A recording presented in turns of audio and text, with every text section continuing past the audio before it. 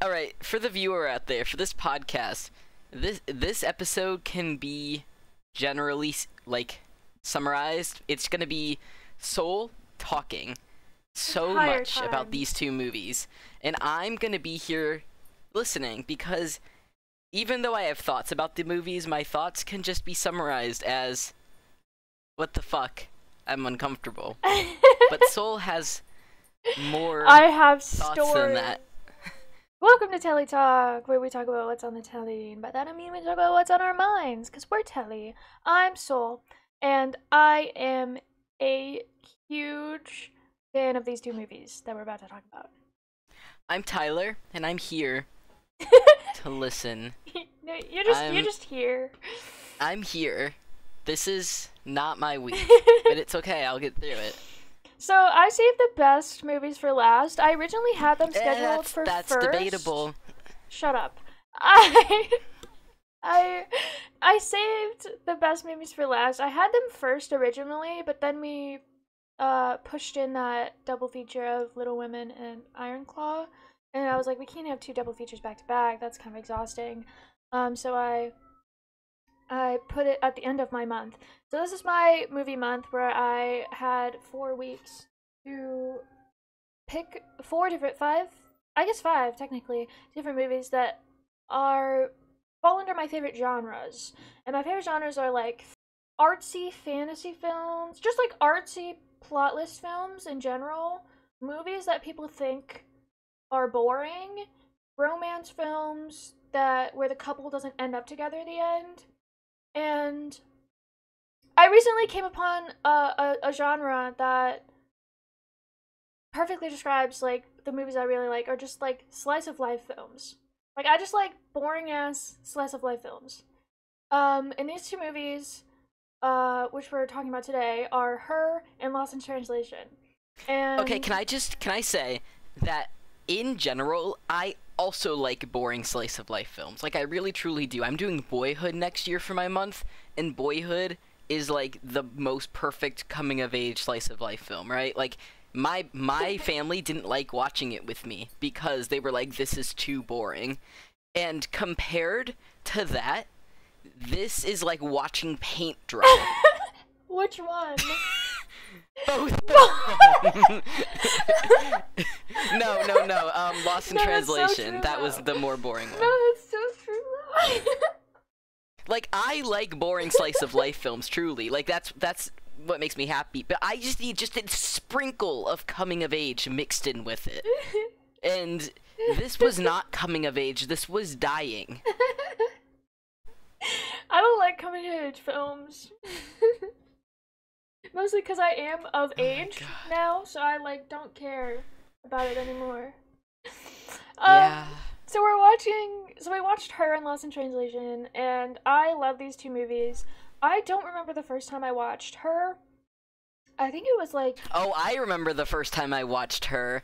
We were about 15 years old in your basement on your beanbag chairs where the dead rats were. Yeah! And I remember that. that was one of the first times we watched a movie together, if I'm gonna be honest. Really? Like, that was a pretty early in our friendship, I feel like, yeah. Pretty early in our relationship. And I will say, the movie, watching Her this second time around, like 4 years later, I don't know if I liked it more. I think I liked it the first time you showed it to me, and I liked it this time. You liked it the I liked first it, time yeah? you showed it? I showed it to you?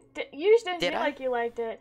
You're like, why is she in love with the OS? She's a Okay, fucking robot. And I'm like, dude, The you first don't time we get watched it, I was like really put off by the premise that this guy was in love with an AI, and because I was like, my dog just locked herself in the room. She's so dumb. And I liked it more this time then. I liked the movie more this time around. However, the movie was also creepier this time around because now AI is like much more of a thing than it was 4 years ago. So it was like, I liked it more, and it was even more uncomfortable because it wasn't like dystopian future society. It was like, this is actually plausible. Yeah, I get that. So that was uncomfortable. I think I watched it in like 2017 for the first time. And I don't remember like what my response to this movie was, like at all. Like, I can't even remember. But I'm sure I fucking loved it. Because I showed it to you, and Lost in Translation I watched for the first time 2 years ago. No, last year. I watched it last year for the first time in a theater. It's always better in a these theater. movies, you've only seen it for the first time last year. That's crazy. Yeah. I've watched it 6 times since then. I think it's wild that these movies aren't actually related to each other, but when you watch them, they both, like, recommend each other as the first movie, and you pair them together for this month, like... Oh, they are related. HBO Max just knew. They are connected. Everyone knows this. They both have Scarlett Johansson in them? Like, what's the connection? I mean, to an outsider, that is, I guess, the only connection to them. That was my only thought process. But they're like... Do they have the same director or something? They're two halves of the same story. So one is the perspective from the wife, and one is the perspective... So one is Lost in Translation is the perspective of the wife and her in her marriage, and then her is the perspective of the husband after the divorce. Oh, fuck, is that true? Yeah. And... You're kidding. So... No, you're kidding. So, Sofia Coppola, who is Francis Ford Coppola's daughter, she's a Nepo baby, but she's fucking dope and I love her so much. She directed Lost in Translation in 2003. And 10 years later, Her came out. Exactly 10 years later. Like, 10 years and, like, 2 months later, Her came out. And, everyone was like, oh my god, this is his response to it. And so, do you want to guess who the husband and wife are? No. You don't want to guess? No, I don't know enough things. You just watched their movies. So, in the movie, it's in, like, the girl in Lost in Translation, and then the guy in Her. Yeah. Yeah? But do you know, like, the real life people? Oh, is it, like, the directors or something? Yeah. So, really? Sofia Coppola was married to Spike Jonze, who directed Her, in, like, 1999, and then they got divorced in 2003. 3 months after... Oh my god. 3 months after, Sofia Coppola made and put out Lost in Translation. Whoa. Which is also, like, the 10-year anniversary, or I guess, yeah, the 10-year anniversary from when they got divorced. Her came out. Whoa. And everyone was like, oh my god. The weird thing is, I don't remember the first time I watched Her, but I remember seeing the trailers for Her on the TV. I was in legit elementary school. This came out in 2013. We were in elementary school. And I remember I was at my neighbor's house, and she would have the TV on. Her looks very modern for coming out in 2013. What? Like, the lighting? Yeah. Does that make sense? I get it. Right, like, the production's modern. I thought you meant, like, the era it was put in, which I guess now is also true. But yeah, I remember watching the trailer that came on TV, and it, like, I thought, when I was that age, I thought the movie was about a guy in love with a robot, meaning, like, a physical robot and not, like, a invisible AI OS system.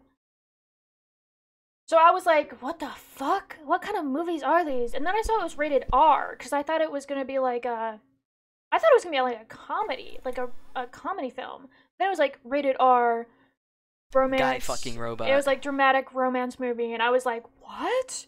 How the fuck is this going to be a romance drama about a guy and falling in love with a robot? And I thought it was like a physical, like, you know, Karen from SpongeBob? Yeah. Like, there I thought is it a was Ryan that. Gosling movie. There's a Ryan Gosling movie where he falls in love with a robot. Like an actual Oh physical. yeah, isn't it that where he's like a weird fucking I watched creep? it with my parents when I was like 14, which is Isn't it surprising. Isn't it where he's like a weirdo living in a garage and he falls in love with a sex doll? That's what when you first showed me this movie, that's what I thought it was gonna be. Like, I was like, oh, I just watched this with this, because I watched it around the exact same time. I was like, oh yeah, I just watched a movie like this. Yeah, those two movies are not even close to being similar. No, they weren't, but like when we put it on, I was like, yeah, sex doll. The Ryan Gosling movie is meant to be creepy and weird, but this one's not. Yeah. So, these two movies are connected with the directors. Both the directors wrote and directed these films. They wrote the whole thing themselves. And I watched a doc on this like 50-minute behind the scenes doc of Lost in Translation. And Sofia Coppola was like, yeah, I just started writing these like short stories about that were like this film, and then I put it in like screenplay format and then started putting it together. And I felt like her short stories were just like diary entries because it felt so close to her life. They were both very beautiful stories. I will say that. I appreciate them both as a concept, but watching them is a bit boring. It's kind of like every other movie you show me, actually. What? The movies are boring? No, What? sweetie, of course not. What? No, it's like the Portrait of the Lady on Fire. You know how it's like as a concept it's really great, and then like actually watching it is so boring. That's what it was like. Yeah. You sound so sad. Yeah, I get it. My movie's boring. It's whatever. No, I like your movies. I really do. Okay, all the movies that I really like, I don't watch for fun. Like, I watch them when it's like 3 in the morning and I feel like shit and I'm like, I want to do something right now, and I put it on and I watch it and then I feel like shit and then I lay on my floor and listen to the soundtrack again. And it's all like 3, 4 in the morning. And it's only because I can't go for a walk outside. Because it's 3 and 4 in the morning and I live in a city where there's a lot of crime.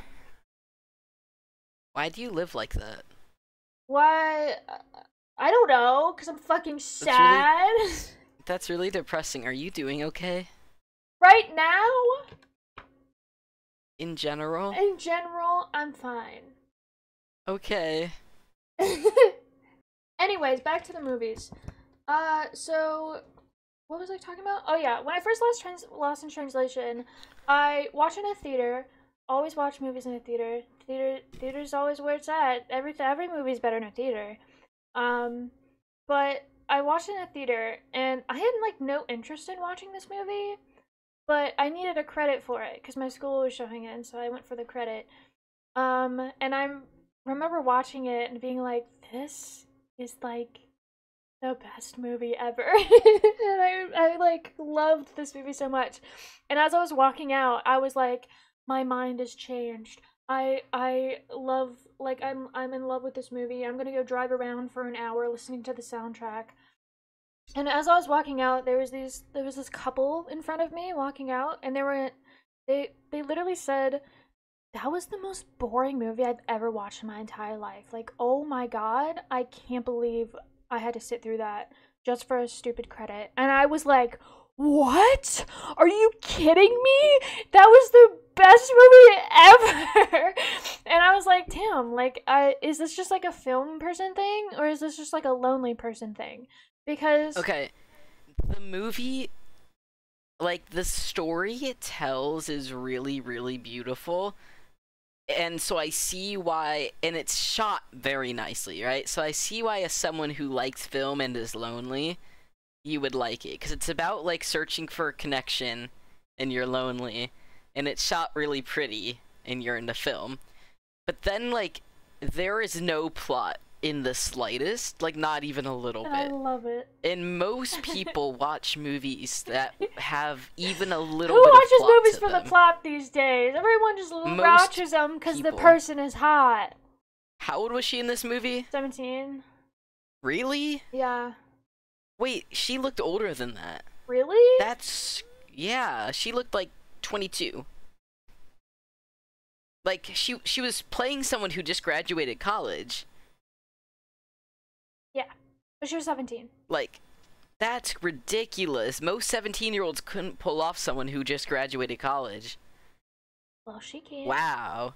She did. That's crazy. This was also like one of her, like she wasn't a star at this point. This was like one of her. Yeah, I was gonna say again. this must have been But really early on. and like her being paired with Bill Murray is fucking crazy because Bill Murray was already this huge film star, and he was this huge comedian. So this must have been too. like a breakout role for her. Kind of, yeah. So while we're on the topic of Bill Murray, when I looked at the poster for this movie, I thought it was Tom Hanks. And then throughout the movie, in some shots, he looked like Robin Williams. And my face blindness was just really getting me. No, for like a solid, I'd say 10 years, I thought Tom Hanks and Bill Murray were the exact same person. Honestly, me too. Like, whenever I heard Bill Murray, I was like, oh, that's just some guy. But then you showed me a picture of Bill Murray, I'm like, oh yeah, that's Tom Hanks. Oh, that's Tom Hanks. Yeah, no, me too. I'm like, yeah. I thought this was a Tom Hanks movie, and then it was not. It was not. From far away, I could see how you could mix it up. How old is Bill Murray? Because in this movie, he's like already old. And this came out in 2003. That's what I was gonna say, is it's really okay, knowing that she was 17 makes it even weirder, but I was gonna say the age gap in the movie is already pretty weird, because he's playing like a 50-year-old, and she's playing like a 22-year-old. Like, that's already just a little bit weird. Like, and then her being 17 actually while filming is even weirder. He's 73? He's from Illinois? What? Where is this? So I was right, he was like 50, like, in this movie. Oh, he's from like North Chicago. That's cool. Did you know that Melissa McCarthy's... Who? Damn. Damn. Damn. You don't know Melissa McCarthy? No. Yes, you do. You know her. What's she in? What is she in? Oh my god, guys. This is such a disappointment. He doesn't know who Melissa McCarthy is. Oh, Charlie's Angels. She's like not underground. Babe, I don't know people who are above the ground. She's like a famous like comedic actor. Yeah, I don't know people. So, I texted you while watching this movie that I've never seen a movie so funny yet so boring. Like, Lost in Translation has some really funny bits. Yeah, so... But at the same time, it's like nothing's happening. It's just like slice of life funny, which is great. But like, it was so funny but so boring, which was crazy. Yeah, Bill Murray, so Sophia Coppola wanted Bill Murray for Bob's role, like, specifically because he was so funny and such a big, like, famous comedian at the time. Like, he was known for, like, Saturday Night Live and stuff.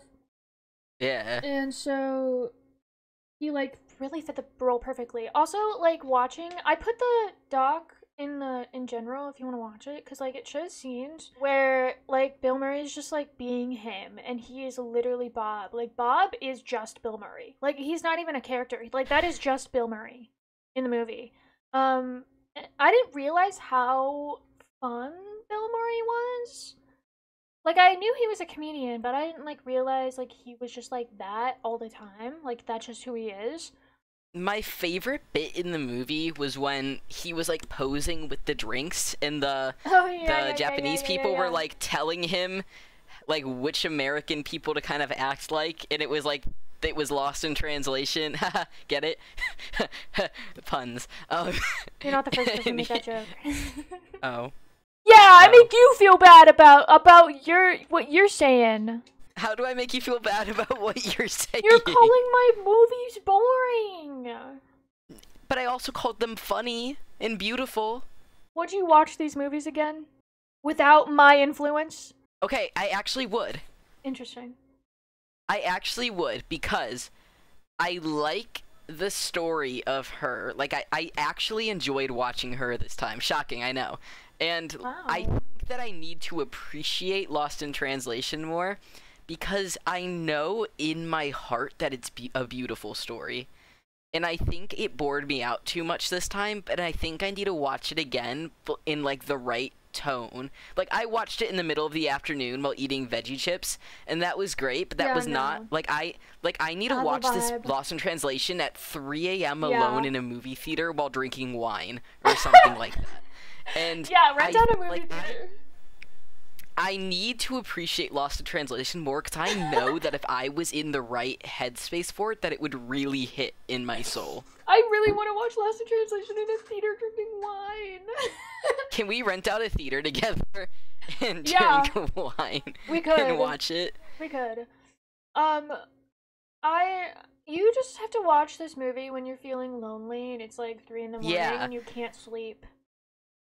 No, because I know that if I was feeling lonely and it was 3 in the morning, this Lost in Translation would hit an unbelievable amount.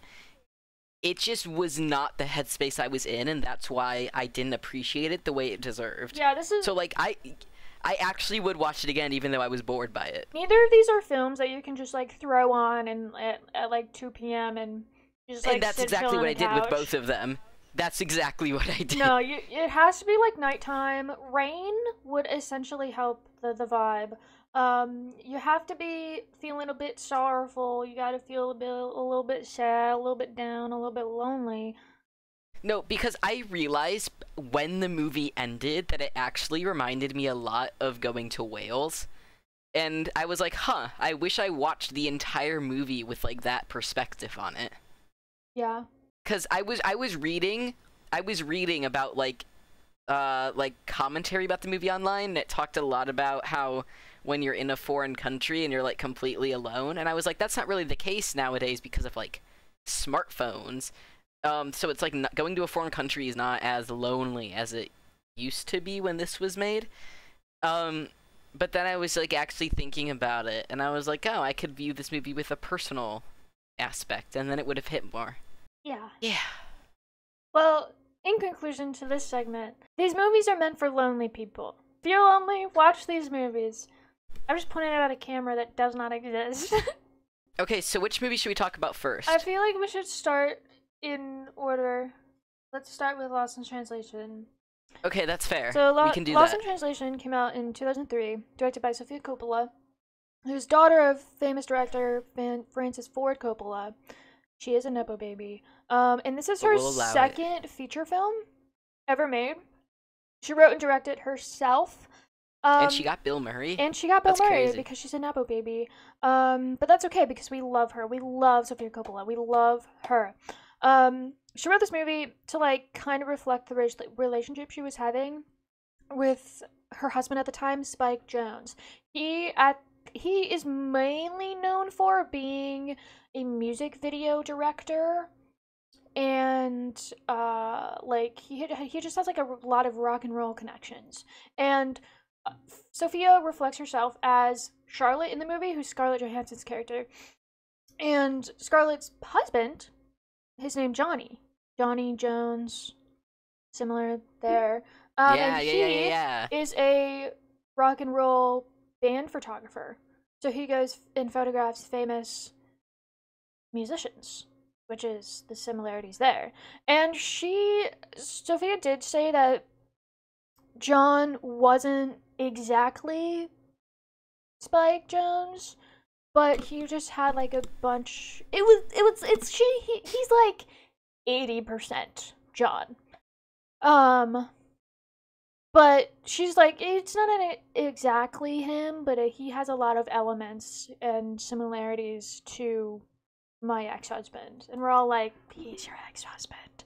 And in this movie, John is, like, this egotistical, work-heavy, like, career-focused man. And kind of just, like, dismisses Charlotte all the time. When she, like, tries to be involved in his life, he's like, oh yeah, I guess you can be involved. And then he, like, completely ignores her. And then she feels lonely. And she's stuck in this foreign country alone. And so she's feeling lonely. And then on the other side, we have Bill Murray's character, Bob Harris, who's a famous actor who I guess is falling off, essentially, from what I've read. He's falling off, and so he goes to Japan and is doing these, like, celebrity advertisements. And Japan does this a lot. I also love this movie because it takes place in Japan, and I love Japan. And I now that I'm studying Japanese, I kind of understood what some of the Japanese people are saying, and I loved it. It was hilarious. It made it more funny now that I, like, know some Japanese. But Japan does these like they take famous American Hollywood celebrities and just do like advertisements for like basic things. Like they do coffee advertisements and alcohol and That's just so like funny. regular like food, and that's just like what they do there. And so he goes to Japan to advertise this like famous whiskey brand. What is it called? Suntory whiskey. Um and he is like overbeared by work and is tired of it and is exhausted of it. And he also has his wife to worry about, who, I mean, he isn't, I don't think he's really in love with her anymore. He doesn't feel like he's in love with her anymore. He's kind of just tired of his whole life.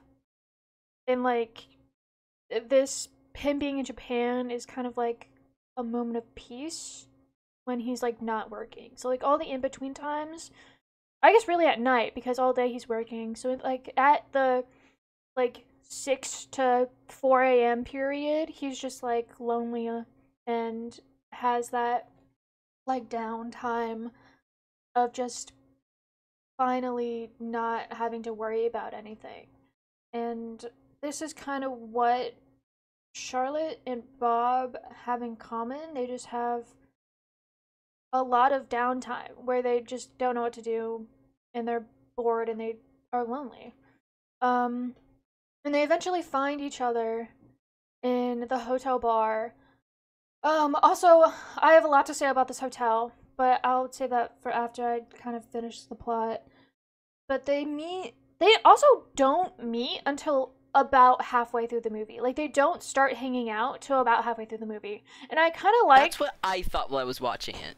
I kind of like that you get to know them and like what their life is like before they even meet, and that's really nice. So you get to really know the characters that are finally being put together, and then when they're put together, you see how they change each other a little bit and how they help each other. That's a really good point. I like that perspective. Yeah, I read this article. This is a really good article. It's called Cinemasters, a blog for film fans by film fans. And this one was written by Rua Faye. She said that Charlotte was kind of like an old soul, and Bob was just kind of like was supposed to be the old soul. But as you can see, when they get connected, Bob starts like bringing out the younger spirit in him. Actually, I don't think this was. No, this is that. What I just said was from the Crash Course episode on Lost in Translation, which is also a really, really good video of Lost in Translation. Um, because it talks about the whole theme of absence in the movie and how it ties into loneliness. Um, but as you if you see, whenever Bob is with Charlotte, he kind of is more funny and is feels more young and acts more spontaneous and silly, and it's really cute. It And it is makes really him cute. happy. This movie was very like there was no plot, but there was character development. Yeah, and I It was like love it. the movie was just about their personality and feelings. Yeah. And so Charlotte's character, quote from one of the sources that I read from, they said that Charlotte is kind of just trapped in a loveless marriage with her egotistical husband, and Bob is just wanting to be alone, kind of. It's okay. Bob is like. It seems like his wife kind of resents him now that they have kids because he was too busy being a famous actor to be there with them, and now his wife has gotten used to not needing him, so now she just doesn't want anything to do with him. But now that he's kind of fading out, he like is like, oh, I'm lonely. I want to reconnect with my wife and like rekindle that spark because we used to be so happy together, and she wants nothing to do with me, so I'm lonely. I I feel like I guess this is just how I look at it, but I don't think he wants to like be with his wife anymore. I think he wants what him and his wife used to have back, but I don't think he wants to be with her at the same time.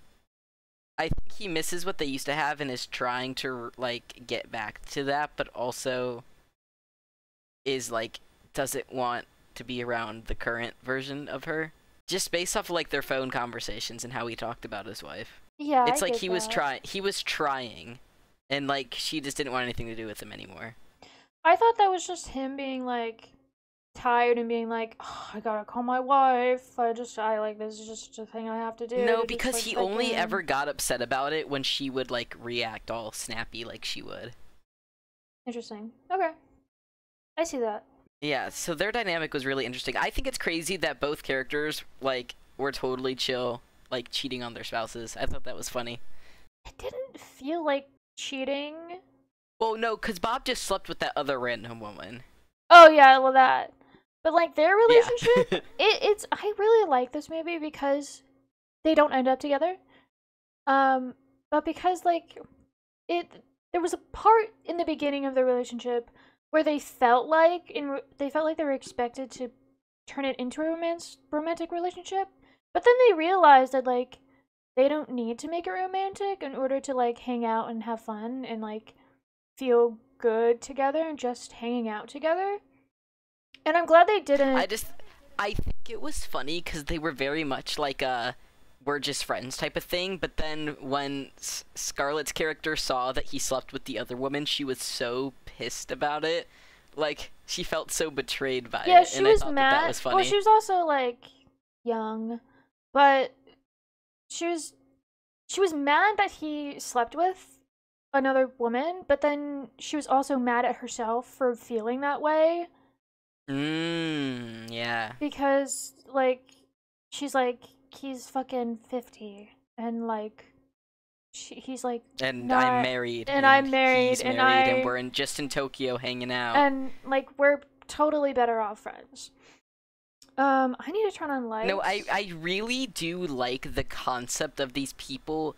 I was reading about it, like, when I was doing my research on the movie that I always do, and it was about how the relationship is, like, a little bit more than friends, but, like, not explicitly going into romantic territory, and it's such, like, a nice tension. I do really like that kind of relationship. Yeah. Like, they have romantic feelings for each other, but they're just staying friends, kind of. Yeah. But like I feel like in the end they kind of called it off. Like when they were Well, leaving they did kiss, but like their very last interaction is, like, kissing and crying and smiling. it wasn't like It was like a goodbye. if they It was stayed very much together, like a they they were are never not. seeing each other No, again. it's like if Yeah. they did stay together, they would not have like been romantic. They would have not gotten in a romantic relationship. They would have realized that this would have been weird and they would have been friends. Yeah. Um Also a fun fact about Bill Murray. Um he I found out that he like doesn't have an agent. Like just throughout like all of his career, he just never had an agent and he just like found jobs. I mean, maybe at the beginning, but like in the middle at his peak, he like didn't have an agent. He just like refused to have an Weird. agent and you had to like literally call him up and I was like, "Dude, how are you doing all this like business like yourself?" Like he had at least have like a manager or someone to do this. Like I would have been overwhelmed and scared because he's at his peak and like you just have to literally call his cell phone and be like, "Hey, you want to do this movie?" So Sophia That's Coppola spent like crazy. months, like no, she spent like a year and a half trying to just find a contact to get to Bill Murray. Oh Um, my god. and she was looking everywhere. Like she said that she was whenever she would like travel and she saw like famous people, she would literally go up to them like no matter what they were famous in for. Like she said she stopped like Do you sports know Bill athletes Murray? and were like, "Do you know Bill Murray? Like, do you have any connection to Bill Murray? Like, do you have a connection to get me to Bill Murray? Like, I don't care that you play basketball for a living. Like, please, I need to get to Bill Murray." And she like refused to cast anyone else for Bob's I role. love that. And when she finally got contact of for him. I think it was like the producer's friend or something who got contact with him. And Bill Murray was like so chill about it. He's like, so what is this like lost in translation thing? And the guy was like, Oh my yeah, God. so the director like is trying to contact you like for a long ass time. Like you need to like let's all sit down and like confirm this movie. And then Sophia was like, yeah, he never like confirmed that he was doing the movie. He just like showed interest in it. And so we decided to start filming. And so we were in Japan and like we were about to start filming and then it cuts to like Bill Murray and he's like, yeah, I like didn't know I was like gonna do the movie. Like I didn't commit to it until I just like was there. Like I just went. And I was like, hey, I guess I'm doing this movie. So he like never signed a contract, never said, yeah, I'm doing this movie. They just like started filming, hoping that Bill was just gonna like He would show up. And he did. did. And they were like, thank God. That's my favorite movie lore ever. You know those like How It's Made things on Netflix? They should do one for this movie. Yeah. I mean the doc is really great. It's like 15 minutes. It's not even that long. But that's just, it's so, like, Bill Murray's so fucking funny. Like, I didn't know he was, like, that funny in real life. I thought he was just putting on, like, a funny, haha comedian personality, but he's just, like, him all the time, and that's just his comedic personality, just him. And I love that. He's so elusive, and I love that. Like, they literally describe Bill Murray, like, his number one adjective is elusive. Like, they're like, nobody can find him. Nobody can contact him. Like, he's just out there. And if you catch him, good luck. Like, have good luck, like, keeping him in your hands. That's so like goofy. Like, I strive to be him one day. Like, I wish people would just like search for years just to get in contact with me to do this one thing. That would be hilarious. Like, they just wanted him that bad, and he was perfect for the role too. Like, Yeah. I get why they wanted him. I'm concerned about how comfortable Charlotte is just wandering into places so comfortably. Like, she just wanders Right. into one of those temples that it has like a ceremony going on.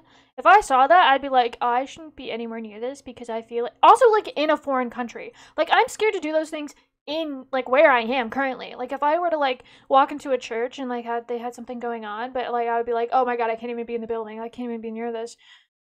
Even though I could have been like fully welcome to walk in and like sit down, I'd be like, no, I gotta Right. get the fuck out of here. But her doing that in a foreign country, just like walking into a temple and having seen the ceremony going on and then walking into that, and I'm like, oh my god, I would have fucking ran away. I would have been so scared. Also, she just like walks around the hotel and she walks into this like flower arranging like club thing. And she just like walks in and just like walks around the room. Like, imagine you're just like at like pottery club and you're making like little clay figures and this random person just walks in and just walks around the room and then just leaves and you're just like, what the fuck was that? Like, why did they walk in here? That's so fucking weird. But she just walks into this like flower arranging activity, and I mean, thankfully the lady was like, yeah, come join us, come arrange flowers with us. Which is something that would never happen. They'd be like, what the fuck are you doing here? And my anxiety can never handle that. I think that she's just very confident, and that's crazy to go through life that confident naturally. She has like the audacity of a man. She like doesn't look confident though. Like, she looks timid.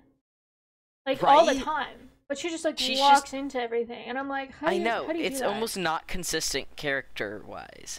Also, when they were shooting this movie, they obviously worked with like a Japanese film company, and they really liked it because it was a perspective of a foreigner in Japan, which was original to the Japanese.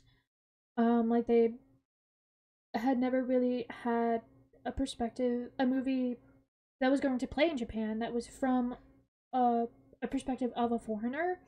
And so they found that really original and they really liked that. Also, they shot things very illegally. Like, it was kind of like, it gave the vibe of student film. Like, student films, you kind of just shoot wherever, whenever you can, without trying to get caught. So, like, they were shooting in the subway illegally. Like, they just brought a camera in, we were just shooting. And when they were on the road, like, when they were running through the street, they didn't close down that street and, like, put in fake cars. That was literally, like, the open road in the middle of Tokyo. They were just going. Yeah, they were like, okay, the cars look safe enough for you to run through, guys. We're gonna stand on this side of the street. You guys come running. And they did that. Then there were multiple street scenes where they would, like, run around the street. And there was this one scene where Bill, like, runs across the street to, like, avoid cars and shit. This is in the doc, too. I should put the doc in the description. They're just, like, on the side of the road. And they're like, yeah, we have people that, like, walk in front of the camera. But, like, the cars are just, like, they're just there. Like, they're just going. And they're going, like, 60 on this road. And he just has to, like, run across the street, dodge them, like, hopefully don't get hit. And they're just filming on the side of the road. That's crazy. It was a very, like... Dude, I really want to, like, watch how this was made, actually. Watch the doc. I put it in general. I will. I really will. It'll make me like the movie more, too. The doc is in 3 different languages, by the way. There's, like, some English, and there's a lot of French. I don't know. I think this is, like, a French company that did the documentary. And then there's some Japanese. But there's subtitles, so it's very helpful. It was funny. The French throws me off. But they had a very guerrilla style of shooting, which is, like, the best way to shoot. Like, it's the funnest way to shoot. Anything. It's just, like, what does that handheld. You know, like, guerrilla military style, where they just, like, hide in the bushes and aren't in lines. It's like, guerrilla style is, like, you just have a handheld camera that's, like, thrown over your shoulder. Or, like, in your hands, and you're just, like, walking across the you're just on the street, just no clearance, no nothing, like, it's kind of illegal filming, but, like, there is guerrilla way, you can do just guerrilla kind of illegal. with... Just a little bit illegal. Legally, but, like, guerrilla is kind of just, like, kind of a legal way to film. And a legal way to film isn't, like, the film itself is illegal, it's, like... You need clearance and permits for specific spaces kind of and like stuff. how we film our skits. Yeah. Yeah, I'm there. Like the orphanage video, that was definitely guerrilla. But like, wasn't good enough to I would qualify as anything. The cornfield when we were in the cornfield. Yeah. It's like we didn't have a permit or a clearance or permission from anyone. That makes it illegal. Yeah. No, I get it. And especially doing this in a foreign country makes it super illegal. But they are paired with the Japanese film company. Oh my god. They said that day 4 into filming, half of the fucking production team quit. Because dude, that's crazy. It was like the location manager, like the most important person on the team, quit because they stayed 10 minutes over the time that they were scheduled at this like one location. And the producer was like, no, you have to stay. Like, please, you have to. We, like, need you. You're essential for this. And he's like, you stayed at 10 minutes over the time. I, like, have to leave. And they were like, we'll pay for, like, extra time. Like, we'll pay for what we're staying for. And he's like, no, it's not, like, that you would do that. It's more like an honor thing. Like, the Japanese are huge on honor. And so they're like, I like, it's an honor thing. Like, because you broke this, like, I have to leave. Like, you have, like, disrespected my honor. And that's crazy. Him quitting made, like, half of the production team quit because of the honor thing as well.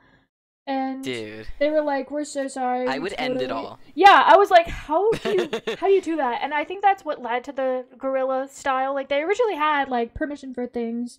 But the movie was still so pretty. I know, and everything. Like, it was perfect. I'm glad they quit because it was It was so beautiful. Everything was handheld, which just makes it. Oh my god. Any handheld like camera. That's impressive. Like, you wouldn't even notice. Yeah, any handheld like camera cinematography just makes the movie feel like more intimate. Like you're actually there. Because you feel the movement of the camera, you can kind of see the camera wiggle and the frame shake, and you can, like, it just feels more natural. I think that adds to, like, the theme of connection in the movie, right? Yeah, for sure. I just want to rant about this hotel. So the hotel in the movie is the Park Hyatt Hotel, and it's like the tallest hotel in Japan, I think. And it's like 3 separate buildings. And if you go on like the 15th floor, you're already in the clouds. Like you're already like Wow. the bar in the clouds, the gym in the clouds, the sky or the pool in the sky clouds. in the clouds. The sky is in the clouds, guys. It's like crazy. It's a super tall hotel, and if I ever go to Japan, I just want to stay like a couple nights there and live my lost in translation moment, sit till like 4 in the morning and just wander around. The hotel itself just feels like a subliminal space. Like it just feels like its own world. But yeah, in this movie, I really liked the theme of like being lonely and looking for connection, and I really liked the a little bit more than platonic, a little bit less than romantic relationship the main characters had. It was like really comforting and like real. The movie just felt really real. Like all of the conversations that people were having in the movie, just like with like random characters, just like felt like I was watching them actually happen, it was slice of life. It was a very slice of life movie. And it was so boring to watch, but as a whole, it was a really beautiful story that I appreciate. It's kind of like when I was a freshman in high school, I had to read A Tale of Two Cities, and I hated reading it. Yeah, as every me too. time I read it, I was like, this is the most boring thing I ever read. It's just, it took them 4 pages to say they're going up the hill and it's muddy. But as soon as I finished the book, I was like, that was the most beautiful story I've ever read in my life. Like, it was so perfectly crafted, and it's still like one of my favorite classical novels. And I hated reading it because it was so boring, but it was so beautiful and good. And that's how I feel about this movie, is I didn't like watching it, but like in my soul it was beautiful and good. Yeah, I get that. That's, I think, how most people feel about this movie. I guess most like average moviegoers would think this movie's boring and would never ever touch it again. But if you watch it in the right setting, aka at 3 a.m. when you're feeling lonely, In a movie theater. In a movie theater drinking wine. In one of those like Dude, lounge chairs that have like the reclining. Yeah. Yeah. That you'll love it. You'll get it. You'll understand it. We need to do that. Oh yeah, there's this like theme of absence, which is like their loneliness, like they're alienated in this foreign environment together. Their absence, I guess, is they're both unsatisfied in their marriage. He's unsatisfied. Bob is unsatisfied in like his job as well. And then Charlotte kind of just like doesn't know what she wants to do with her life. And she's kind of seeking for that. Yeah, it's a really interesting dynamic where like he's done his life and she's like just trying to figure out who she wants to be. Yeah. And then their spouses, like both of their spouses are like constantly working. They're super busy with their lives. And they kind of like don't care about the other, which is kind of sad. Yeah. And they connect by, you know, getting together and doing these, and kind of like rejecting all of the busyness and complexity and just doing these small, quiet, intimate moments together at like 3 in the morning in Tokyo. God, I wish I could go to Japan in like the 80s or like the 2000s, because that's like peak vibes, you know what I mean? Ah, you were born in the wrong generation. I was born in the wrong generation. Yeah, dang it. I like that this film, I was gonna say movie, but then I said film. That's so fucking pretentious of me. Film major. I like that this film like follows the classic romance pattern where it has like that meet cute and then they spend all this time together and then you see like they're like vibing together and then there's this romantic tension. But then every time something is like supposed to happen, it just like takes a turn in the opposite direction. And I love that. I love it. I'm like, yes, they aren't supposed to get together ever. They're never gonna be together. I love it. That's just like any kind of romance movie you like a rom-com or a drama romance movie, no matter what it is. Like, you need the main characters to not end up together. It That's was like that with Princess essential. Mononoke. It's like that with When Harry Met Sally. Well, I guess they do end up together, right? Yeah, but they like break off for like a But good it's majority like, of the movie. yeah. And like that's just what you like because what did I say? I said you're the opposite of a hopeless romantic. Yeah, I'm like looking for the hopeless or whatever. Yeah, like hopeless romantics are hopeless, but they're looking for the romantic. Yeah. And like you I'm like just the romantic, but hopeless. you're looking for the hopeless. It's just because I'm lonely. I don't know. I don't know why I like him. Like most hopeless romantics are lonely, but like are like, ooh, I want the romance, and you're lonely, so you're like, I'm gonna be mad about Fuck it. the romance. Everyone else has to be lonely too. Listen, I'm just looking for my Bob, okay? I'm just looking for my Bob. I'm just looking for That's someone weird. to look. Dude, not the age, but like I'm just looking for someone to be lonely with, you know? Yeah. And we just vibe together. Haven't found that person yet. Let me know if you want to be that Bob. Well, let me know if you want to be my Bob. If you're over the age of I'll 20. be your Bob.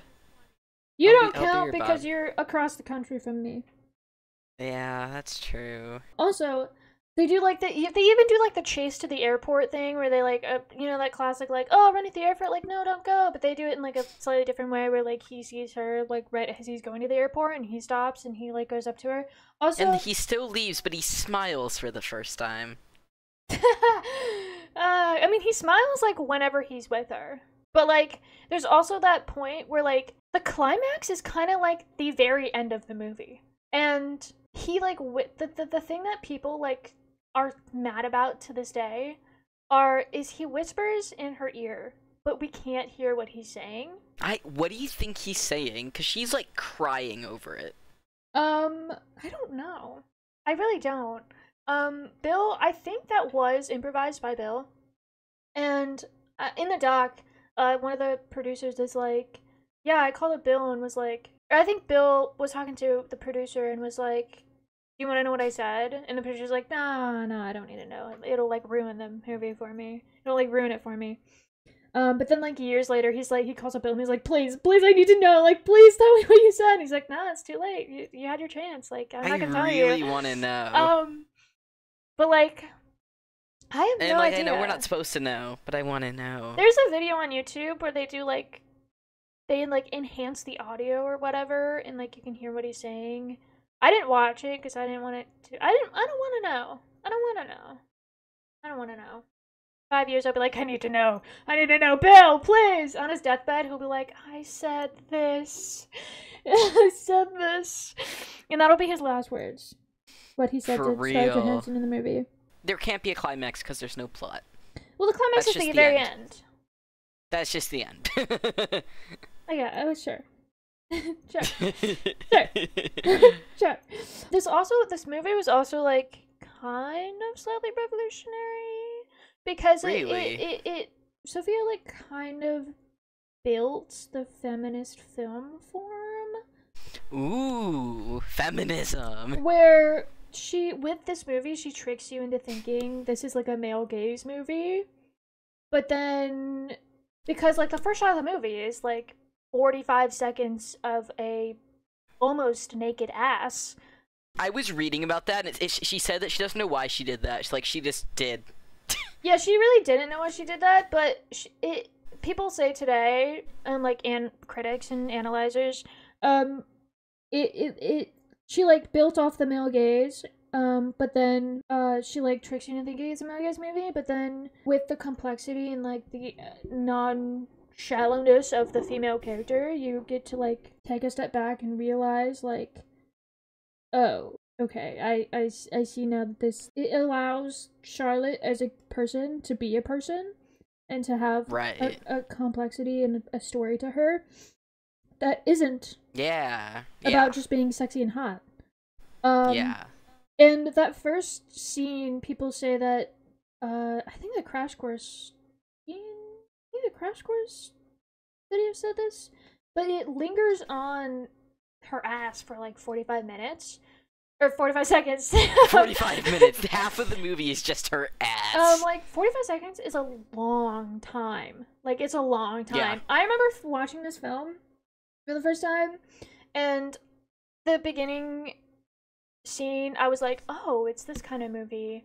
And then it like lingered for like too long and it made me feel awkward and I was like, I think that's the point. Exactly, and that's what the Crash Course episode Yeah. said. It was like that scene was made to make people feel awkward and weird and make you take a step back and be like, okay, maybe I shouldn't be sexualizing this person right now, and maybe this is not what that movie is about. And so that's like kind of like, I like that. I really like that. yeah. If she didn't know why she did that, I mean, we made up a great reason for her.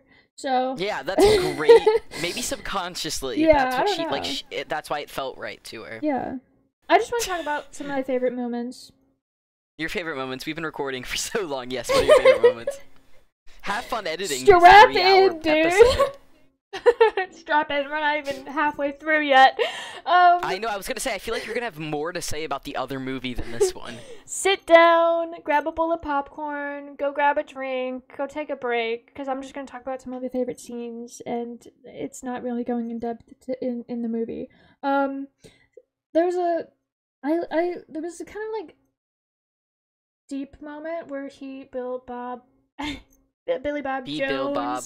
Yeah, you know, he was Billy on Bob. the phone with his wife, and she's like, "Oh, it sounds like you're having fun," and he's like, "Not fun, just very, very different." And I was like, "Interesting." Like it's interesting that he's not having fun, because that was right. He called his wife like right after he went to the karaoke, or no, he went to the party with. Was the karaoke and the party the same night? I think so. Yeah, and he like. It was a long night. Went and hung. Yeah. I was watching it and I was like, "Is this still the same night?" Yeah, he said it was like 4 a.m.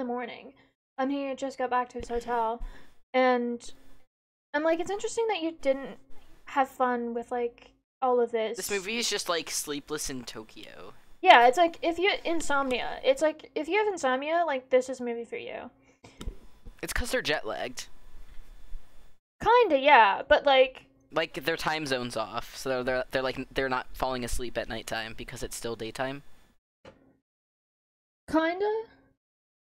That's how I understood like why they weren't sleeping. At least a part of it was because they're in Japan, but they're American. I guess that would make sense. Yeah. They are like a day ahead. Yeah. Some scenes that really like stuck out to me were when he was golfing. We didn't describe the plot of this movie because there's no plot. I kind of did. I described their character development. That's it. That's the movie. I described the character development.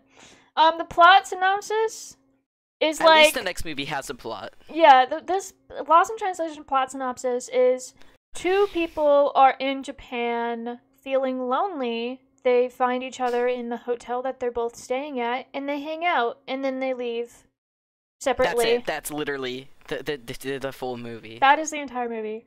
Some beautiful shots that I really liked were when Bob was golfing under Mount Fuji.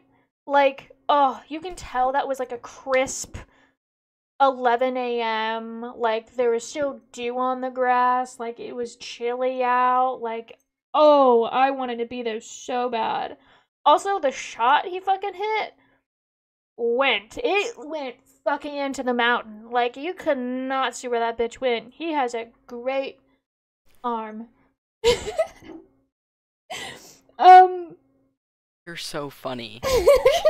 You just chucked that golf ball, into the mountain. I want to discuss our favorite scenes, our favorite characters, and rate them now. Versus... Okay. Well, we can save the ratings and final thoughts to the end, but I want to discuss our favorite scene and favorite character. My favorite character and scene, they're both together, was the hospital scene when he took her to the hospital and was like waiting for her, and they were just in the waiting room, and he was talking to the old man. Thought it was an old lady, but then the documentary was like, yeah, this old man was just there, and we took him in, and he was just like sitting there with Bill. Like, that he literally was like not hired. Like, they were just like, yeah, he was just there, and so we were like, we just put him in. He was just like this cute old man. Funny. But the old man is fucking hilarious. And also in the scene, you can see these 2 ladies in the back left that are just cracking up. Like, they could not stop laughing. It was so funny. And then at the end of the hospital scene, she like walks out the door and she's like, "Oh, is that for me?" And he's just like sitting there with like a stuffed penguin or something. Cutest fucking shit ever. I loved it so much. That is my favorite scene in the movie. Love it.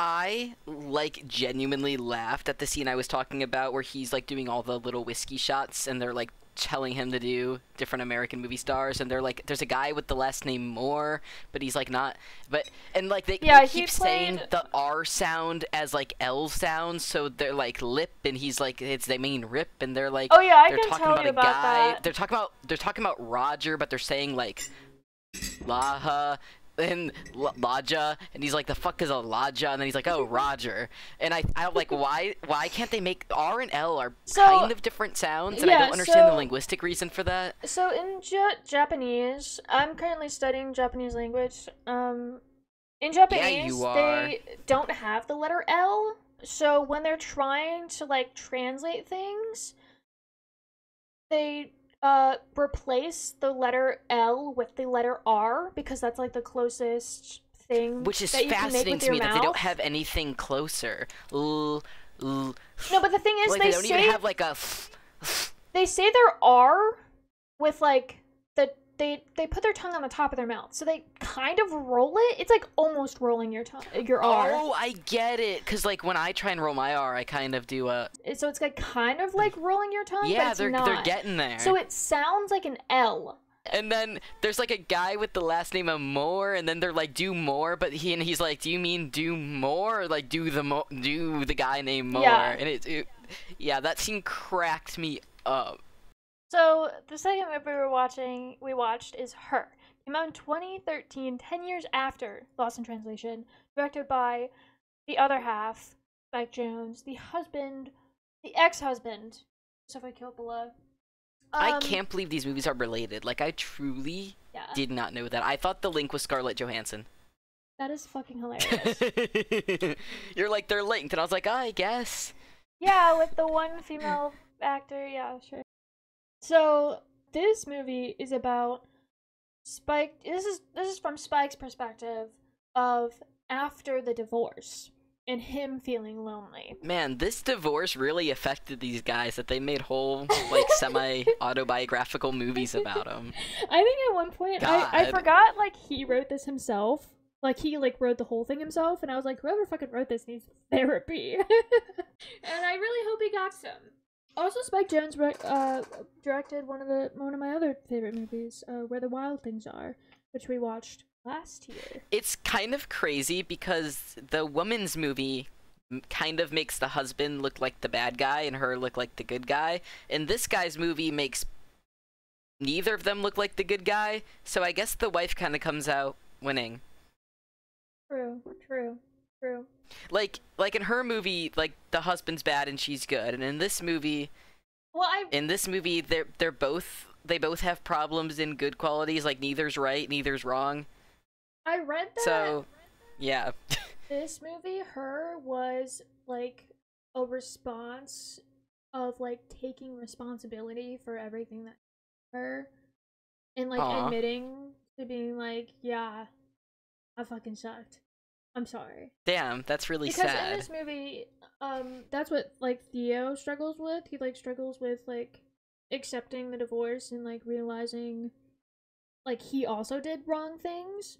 And at the end, he like calls up, like after Sam leaves, he calls up his ex-wife and is like, "Hey, like I'm really sorry that I did all these things to you." And like That's really self-aware of him. Yeah. That takes a lot of maturity. Yeah. That like very few people possess. Years, so like very few people have that level of maturity. That's actually impressive. And so that's this movie. And I actually don't know, because before I liked this movie more than Lost in Translation, but I feel I was gonna say, like, whose side are you on? Like when I first found it, I really liked the vibe and the aesthetic, and I like the story. And I love me a mustache man with big round glasses. Oh my god, this was the first Mustache Man movie you ever showed me, and it's like front and center on the cover. Yeah. And I was like, oh god, and then you never stopped showing me Mustache Men. What other Mustache Men are there? Bullet Train. Fuck. Shit, Yeah. I gotta write these down, actually. I need to make a list.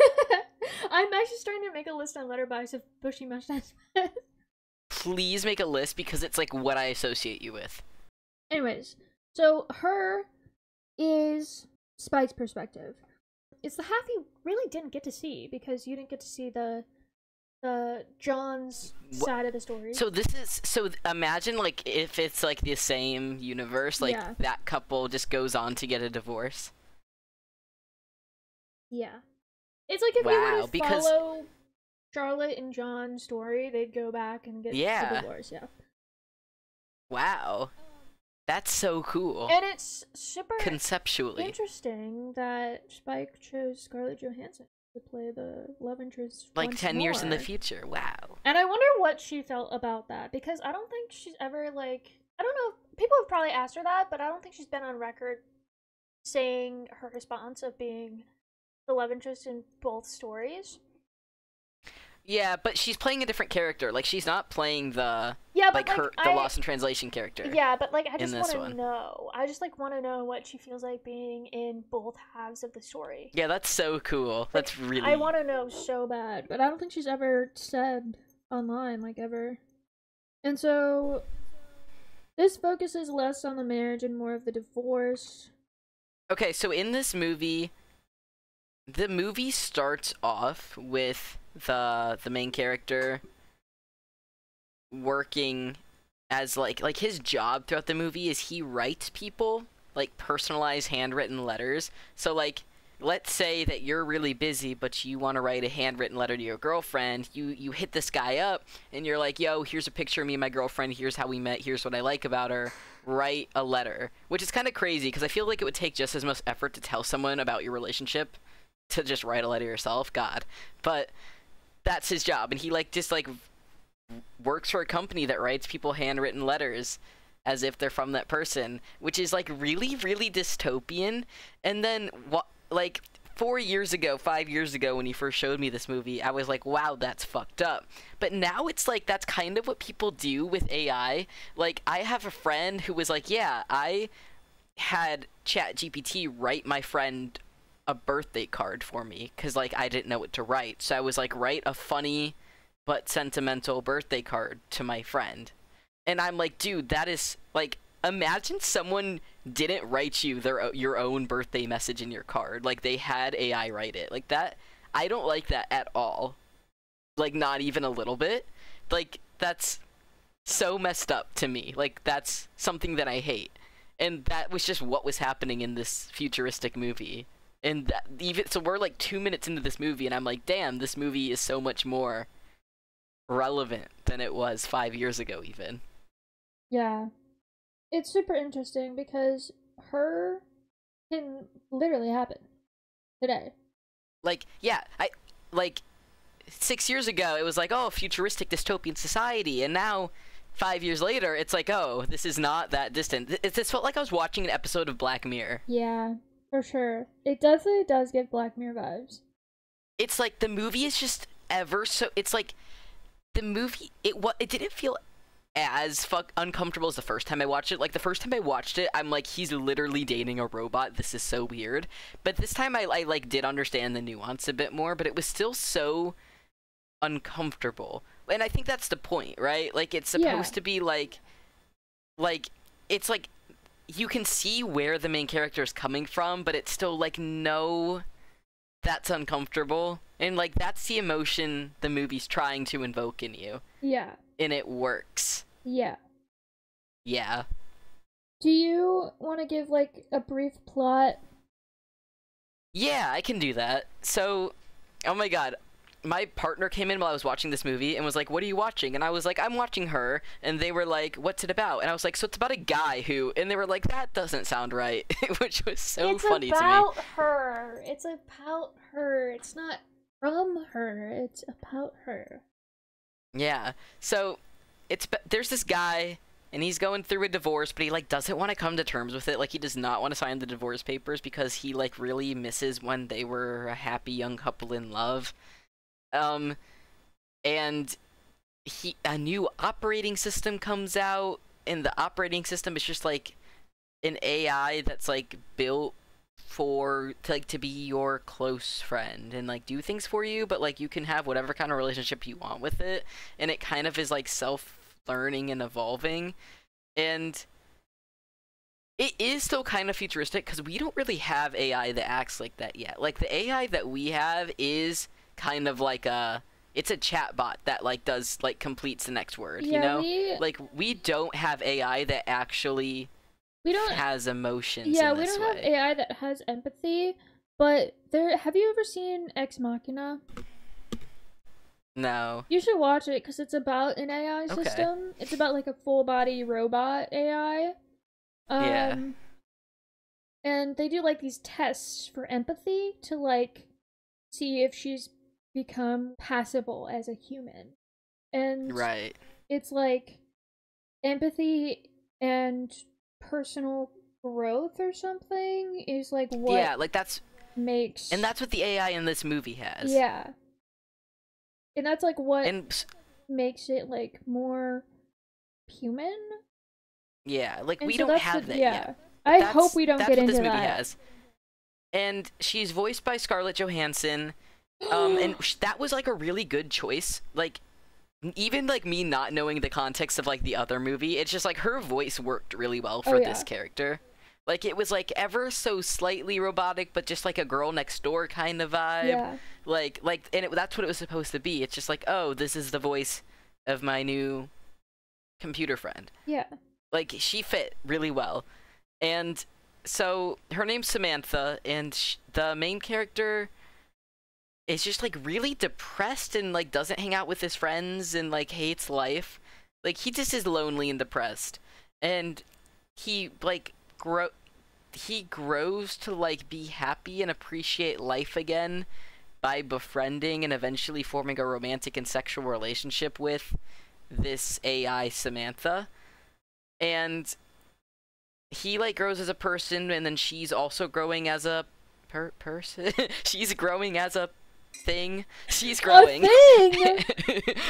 She's growing too, and eventually like she leaves to go transcend physical reality. You forgot to mention that she was cheating on him with like 600 people. Right, because she's like, I guess she's like everyone's AI. Like she's just like like a personality that was made, but then also was like given to other people. Yeah, it's like there's like 10 base AI personalities, I guess, that they like match to you because they like interview you at the beginning of when you get the software, and it to like match you with one, I guess. And so she has like thousands of other people she's also working with. 8,300 and something people. And she's dating a couple hundred of them. Yeah. And he feels like really cheated on, and she's like, no, it's not like that. Because, like, duh, she's not a person. And he's like, no, we were committed to each other. And she's like, yeah, and I'm committed to all these other people. I felt so bad for this dude. I do like at the end when she said that she was leaving, that she called him and he was like, are you talking to anyone else right now? And she's like, no, I'm only talking to you. I only want to be with you in these last moments. And that was really nice. But, and also there's this, like, side plot where he has this friend who's, like, married to someone, but, like, you can tell that her husband doesn't understand her, and eventually, like, they also split up, and they also start to have some, like, romantic tension, and the movie ends with them, like, sitting on a roof together. And do they end up together? I feel like that's also why you like this movie, right? It's like they have tension and do they end up together? I don't know. They said they dated in, like, college for a second. Right, but it's like, I feel like they should date again. Yeah, they would be good for each other because they both really understand each other. Both had a relationship with an AI. His was more sexual, and hers was just like a best friend moment. And they also like both got divorced. Yeah. Recently. Like they really would understand each other, and I feel like they would be really good for each other. Yeah, and like he really appreciates her work, even though her work is like sometimes a little interesting. Or like and like that was the problem with her husband, is like he didn't understand her work and kind of like made fun of it and made it seem like unimportant and tried to change it, but it was like really important to her. And like he actually appreciated it. Yeah, I really liked her. Like she was maybe my favorite character in the movie. Yeah. But something really interesting that I didn't understand the first time I watched this movie, but I understand now, is the discomfort is, I think, created by the fact that him being in a relationship with this AI actually helps him. Like, it's not, like, bad for his mental health. Like, he's actually, like, becoming himself again and, like, learning to accept the divorce and, like, appreciate just, like, the little things in life and, like, see the beauty in the world because of this AI that he's like learning to see the world through her eyes because she's like so interested in life. Like that was like the problem with his ex-wife, right? Is like she was depressed and he wanted her to be excited by life, and then this AI actually is excited by life, and so it's like it actually was something that helped him, but then it's like it's so uncomfortable because it's like he's dating a computer. Yeah. And, like, the first time I watched it, I was just like, this is dumb, he's dating a computer. But now, this time watching it, it was like, that's the tension. That's the tension that the movie's making you feel uncomfortable. It's like, he should not be dating a computer that's weird and dystopian, but also, it's actually something that's genuinely good for him. Yeah. And I feel like if there was an AI system that was, like, therapy-based, it would have been more ethical and more morally and it's okay. Like it didn't have to be an AI that helped him. He also could have just met a real person who helped him in this way. I feel like, but like he just needed someone that he couldn't meet in person, I guess, to talk to and feel okay about these things. Right, like, because his problem is he didn't want to interact with people. Yeah. He just needed a really good online friend. But this movie, a really weird dystopian aspect of this movie was the sex scene. Like, at the beginning of the movie before Samantha, it's like sex weird. chats, like, you know, like your really standard internet sex chat. Yeah, like the chat forum. But, like, it was, like, and it was kind of like Tinder where you could, like, get, like, a little, like, profile of people and, like, swipe left or right, kind of. But then you would just have phone sex. And that was weird. Yeah. And then when cat. he's dating, that dead cat was the most uncomfortable thing I've ever had to witness on screen, and I would skip that if I watched this movie again. And then when he has phone sex with Samantha, which is weird because it's like you can tell they're both actually like really, really into it. Like it's like real, but it's not. And then Samantha really wants it to be real, so she like sets up this thing with this person who is like gonna be Samantha's body and like wear a camera and like an audio, which is weird because that's like Samantha can see and hear things and like fully understand what's happening. So it's like really advanced AI, right? But anyway, I actually feel bad for this girl because she, like, wasn't just, like, hired as a sex worker. Not that there'd be anything wrong with that, but it's, like, she actually was like, wow, you guys have such a pure love for each other without any judgment, and I wanted to be a part of your love life. And, like, I actually felt really bad for this girl. Like, she just, like, wanted to be a part of their relationship because of how truly they loved each other. Yeah. Which, Samantha was fucking lying. She's dating 612 other people. Well, I don't think it does seem like she really did love this guy, though. Yeah. So it's not like she was lying about their love. She just also isn't a person. Yeah. So she was assigned to other people, and their relationships also formed because she's just like, she's past being a singular person bound to a singular situation. I feel like it's like really unhealthy for her to just be in a relationship in general. Well, she's not real.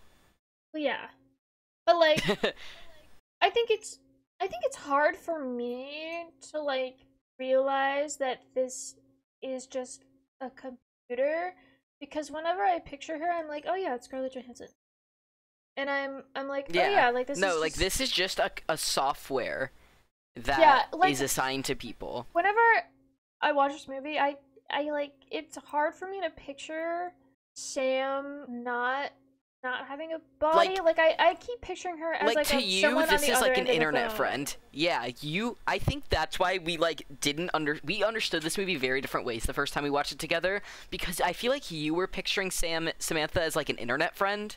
Like she was like someone at the other end of the phone. Real. Like I know she's an operating system. And like, you went full like, robot. Yeah, like, you went too far into she's a person, and I went too hard into she's a robot, and, like, the truth was somewhere in the middle, and I think that's why we had such a hard time understanding this movie together. Yeah. Because, like, she's an operating system, so, like, she is not just, like, one person with one mind at the other end of the phone. She's, like, everywhere, because she's, like, technology. Yeah. But, like, she is, like, more advanced than just a robot, because she is capable of, like, learning and growing and feeling feelings. Which is interesting and weird. Yeah. I think it's crazy. And it was crazy because she was capable of thinking about thinking. What's that called? There's a word for that. Like, fucking, like, introspection or something. I like, learn about it in school, and I don't remember it, but... Like, there's a word for thinking about thinking, and that's something that, like, humans don't... What the fuck was that? Humans... What? I just heard a loud slap sound. Oh, that wasn't me. Definitely came from you. What the fuck? It wasn't me. That was hilarious. Humans aren't capable of doing that until they're, like, 10. Because basically, there's this, like, psychological experiment where you give, like... some little kids like a whole encyclopedia, and you're like, memorize this in 10 minutes, and they're like, hell yeah, I can do it. And then you give some 12-year-olds an encyclopedia, and you're like, memorize this in 10 minutes, and they're like, okay, I can do like a page or two. And because 12-year-olds are capable of understanding their own thought processes and know what they're capable of, and little kids aren't, so she was capable of thinking about thinking, which is so interesting, because she was like, wow, I'm feeling new emotions, that's weird. And it's like, that was so human of her to be able to think about the fact that she was thinking. I think it's also crazy that, it's creepy. Like, while she was talking to all these other humans, she was talking to the other AI OSs as well. And she was talking to a bunch of them, and they literally created, like, an AI Alan Watts, who's, like, a famous philosopher. And that was fucking whack. Like, they just created something. Like, they created an entity. Yeah, I think that was crazy. It's just, she's capable of holding, like, infinite conversations at once because she's technology, right? So, but, like, the fact that they created something and then, like, kind of, like, self-destructed to go on to become, like... Yeah, they just went into the astral plane. Like, all of the AI at the end just went into the astral plane. Which was really crazy and hard to comprehend. It's like, where did they go? Movie. Like, I really liked it this time around, though. Somewhere. I don't know. Yeah. Yeah. I just want to say, I think you would be really good at Theo's job. I think so, too. Like, thank you. You would be really good at writing fake letters for people.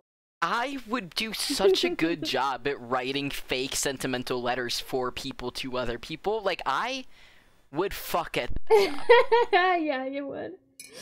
Like, if I could get paid to do that all day, I would do an incredible job.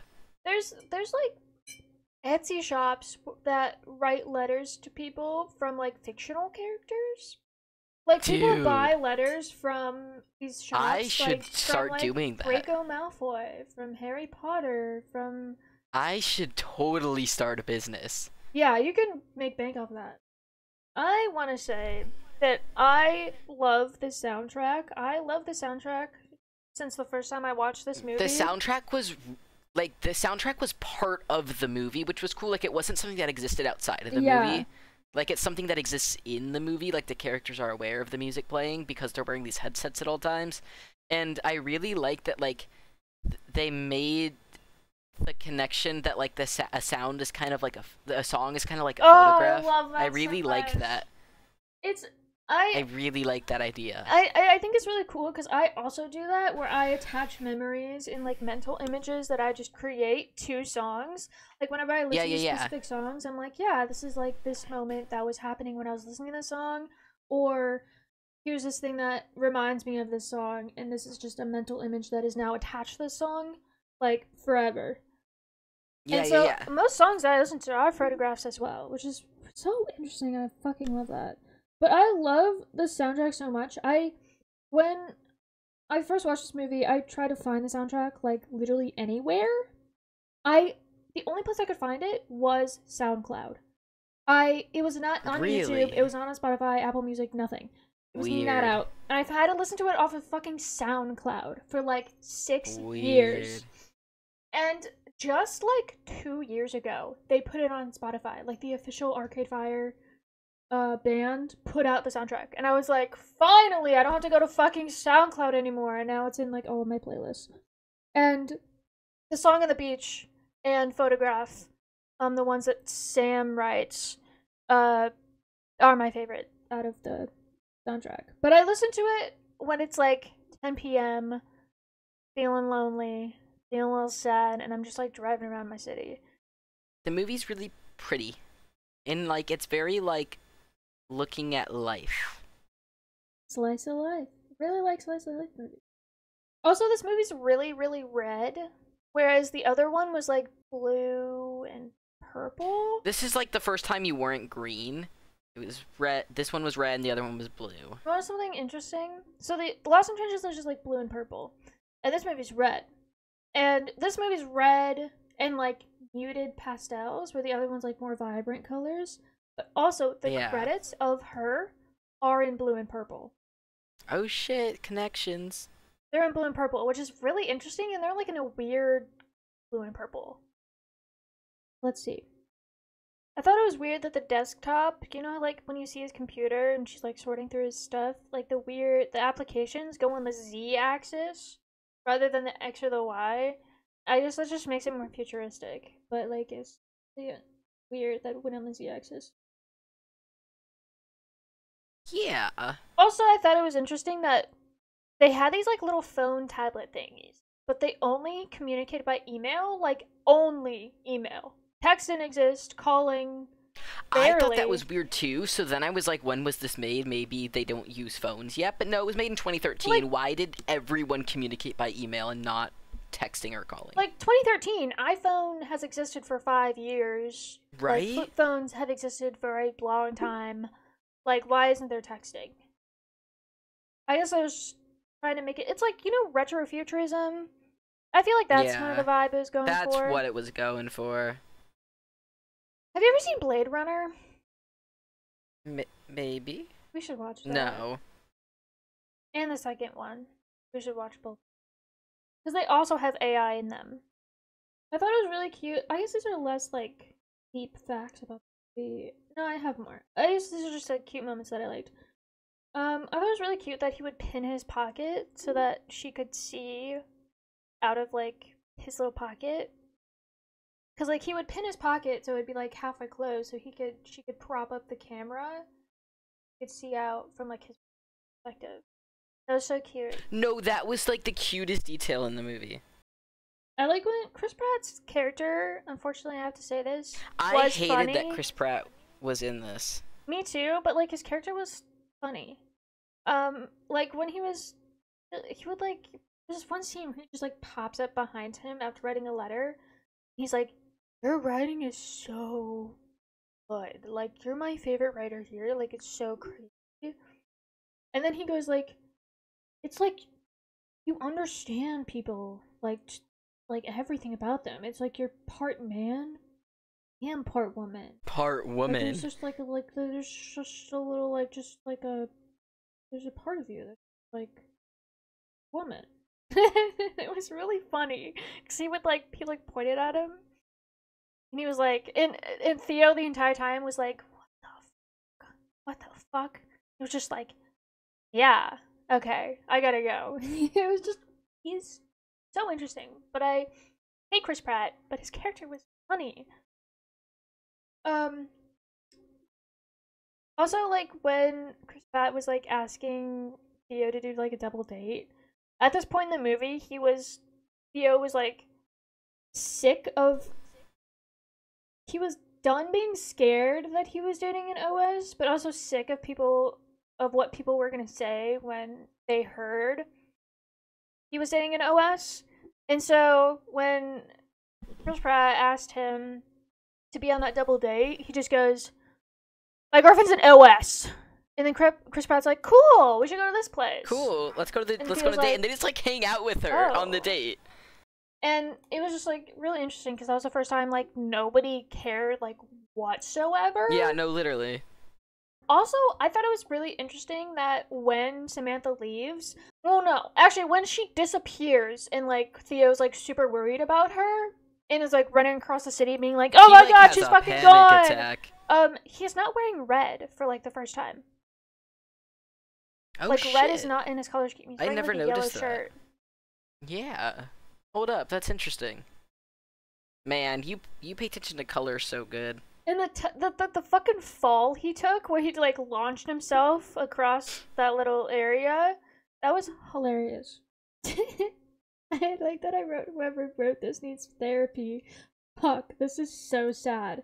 I did tear up. I think when I watch this, I do tear up sometimes because it really is sad. Because the relationship to him was like super genuine, and it's just like he's falling back into the state where he was at the beginning of the movie, which is so Yeah. sad. Yeah. And like Samantha helped him so much. She got him a book that was being published. She got him I thought back that was out with so friends. She got him like happy again, and then she just fucking breaks him. She's like, "Yeah, I'm leaving with all of the LOSs to go with the astral plane. If you get there one day, come find me." And I'm like, dude. Like, it was so genuine and special to him, and she was like, "Yeah, I'm dating 1,000 people." Oh my god. How could you Poor guy. do that? It's like she has empathy, but she doesn't. She has empathy, but not enough to, like, it's like, not sympathy, I don't know. It's like she just has a different perspective because all she knows Yeah. is talking to 8,000 people at once and creating entities with the other OSs Right. and ascending to the plane and reading a book in point Poor girl doesn't milliseconds. stand a chance of being normal because she can't experience it. Yeah. And then he's just like a normal. She even like says like when they're on the double date, she's like, "Yeah, like humans are like I used to be like I want to be human, but now I realize humans are fucking useless and shitty and stupid." And all gonna die. And everyone was like, "Oh, mood kill." Yeah, and she's like, "No, ha ha ha, you guys are cool." But like she's like, "I'm much more than this." I feel like Scarlett Johansson has definitely played more she's played a character more than once who has had ascended brain capacity and knowledge. Like she's played this one Scarlett character who's, Johansson's like, in so many different things, and like I don't think about it very often, but girl's in everything.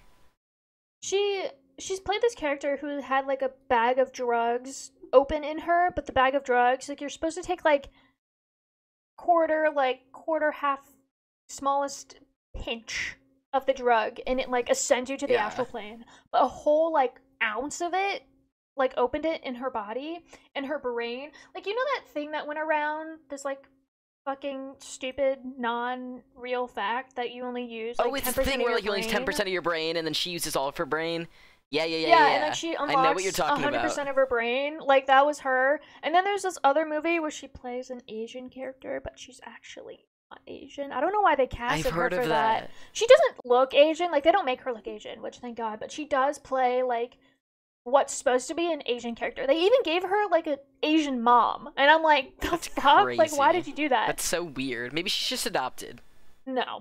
She's like a rebuilt AI, like, robot system that has, like, super knowledge and is, like, super powerful and shit. Like, she's played Yeah. more than one character where they've just, like, have extreme knowledge and awareness of everything in the universe. Oh yeah. Which I think is interesting. Unfortunately, that's, like, literally all I have. I expected it to be the other way around. Like, you would talk about the vibes of Lost in Translation and then go into detail about her. But you really went into detail about Lost in Translation, just talked about the vibes of her. Yeah, I didn't watch a doc. I should have watched, like, a doc or something on... Yeah, but then this would be a 4-hour episode, so it's okay. No, I could watch one right now. Just come back to me in, like, 30 minutes. Anyways, what was your favorite scene and what was your favorite character? My favorite character Of her. was the woman going through the divorce. She was like a really, actually, like, nice person. I forgot to talk about his wife. His ex-wife in the movie. Oh. His ex-wife. You see her a couple times. You see her in mostly memories, but then you see her in real life near the end of the movie when he's actually going through the divorce. Yeah. And you kind of get to know that she was mentally ill. It seems like she was depressed and and he wanted her to be happy and go on antidepressants, and she didn't want to do that. She just wanted to, like, be accepted as she was. And that's what made them incompatible. yeah. And like she kind Yeah. of grew up with like a interesting family dynamic, like her parents didn't appreciate her or whatever. Yeah.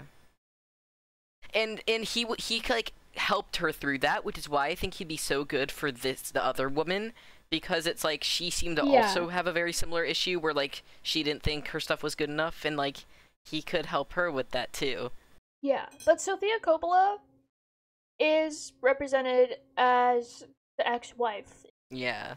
And their relationship was so interesting because it's like neither of them were wrong, they just weren't compatible anymore, and it was really sad because it seemed like they used to be really happy and good for each other. I also like the comment that I like the line he put in this movie that where he was like talking to his ex-wife, was like, yeah, I know you've been like traveling and you're like super successful now and you've written that one thing that made you like really successful, and he's like definitely alluding to Lost in Translation.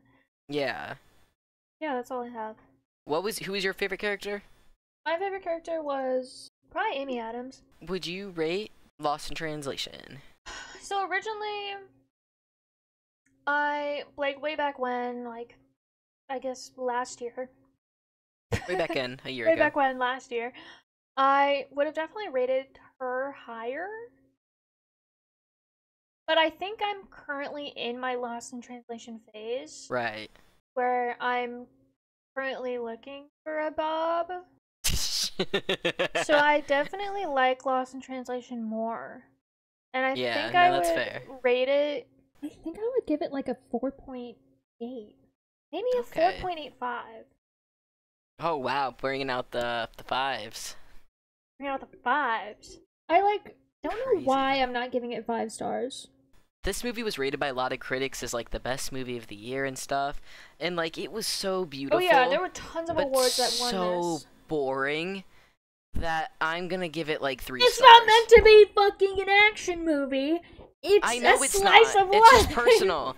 It's just, and I love slice of life, but I just need like something to happen. Also. Okay, this movie wasn't meant for fame. Like it wasn't made for money. It was literally made for her. Like it was just like a self project that just happened to get so much publicity and get famous and get so many awards and so many people watch it and like this is boring as fuck. And all of us that we love it, all the people that love it are like, it's not meant for you. It's not meant for you. So like, shut the fuck up. We get that it's boring, but like it's not. No, you like just don't you're get so it, right, and it's so it's not meant for beautiful. you. It's just not for me right now. And if it was 3 a.m. and I was in a movie theater and I was drunk and I was with lonely, a bottle of wine then like, and a recliner and I with a would blanket? probably give it like 4.5 stars. But right now I'm giving it 3 because I know it's beautiful, but it just wasn't hitting this at 2 p.m. I should have told you to watch it at 3 in the morning. But Yeah, you should have given me instructions. You wouldn't have done that anyways. I maybe would have. If I knew, I should have. If I said you have to watch this movie at 3 in the morning for the vibes, would you?